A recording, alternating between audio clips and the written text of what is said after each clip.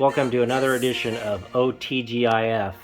Otaku, thank God it's Friday, and number one on our list is Secret Wars.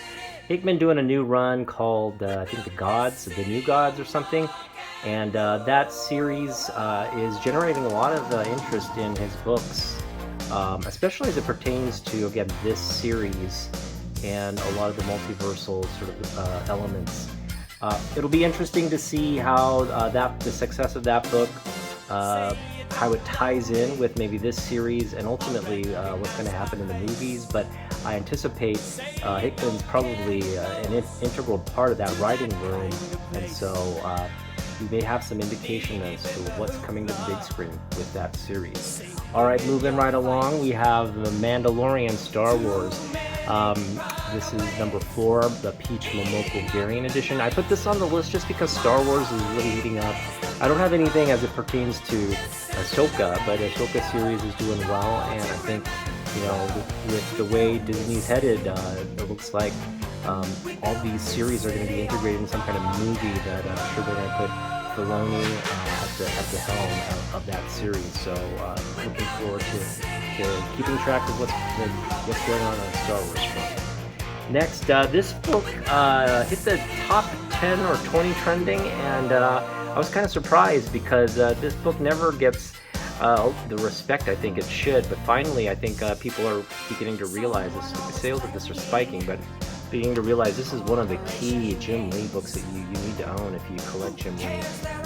Definitely his best cover at Marvel.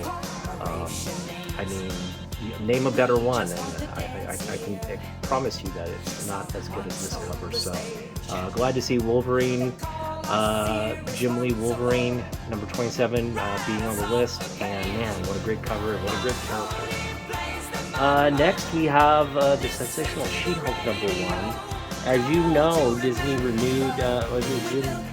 is in talks to renew and produce a second epic series of She-Hulk. Now, Disney doesn't lightly make these kinds of decisions unless the data is telling them something. And what I anticipate, the streaming platform is revealing a lot of people are going back and watching sensational She-Hulk, and that data has prompted them to say, hey, you know what, this series is popular.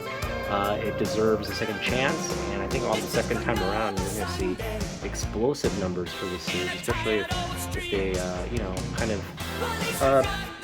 fix some of the issues with the first series, and then definitely have something compelling driving season number 2. All right, next we've got Iron Man 150. This is just a great Doom versus Iron Man cover, and these sort of like first battles, first meetings. I think they're gaining more credence, not just first appearances, but first meetings, first battles. These are also gaining a lot of significance, and I believe this is not the first meeting or first battle. It's just a great cover. But the reason I put on this list is again related to this Secret Wars hype. I think we will see some version of Doom versus Iron Man in the Secret Wars, at least I hope we do. And alright, next on the list we've got Dark Tower sketchbook. This is just a sketchbook of Jay Lee's arc when he worked on this book. This is just a great underrated series. I really, if you love the Dark Tower series, you're definitely going to love the comics because the comics add that visual element, and they just hit it out of the park with all the details and the dark nature of this universe. But I'm looking forward to the television series coming out. I think the movie did this series injustice because you just can't capture 7 books in a 2-hour movie. So the fact that they're going to do it more justice with a longer length series, hopefully just focus on the gunslinger first, and then you're talking about 7 years or 7 seasons of Dark Tower, which should make you want to go out and get a copy of Dark Tower number 1. Alright, next we've got the first battle between Wolverine and Sabretooth. Uncanny X-Men 212. And as I was saying before, these first battles, these first meetings are gaining more popularity. I think in some instances, some of these first meetings warrant more interest than the first appearance, to be honest. Obviously, first appearances are going to remain the hobby favorite, but if you look at the first appearance of Sabretooth, who wants to own that? I mean, it's Iron Fist, and it's not a very compelling story, whereas this is really where the Sabretooth character becomes sort of a staple of the Marvel villainy, and just love the fact that this battle, which continues to rage, and as we talk about it, arch nemesis for Wolverine, that's definitely Sabretooth at the top of that list.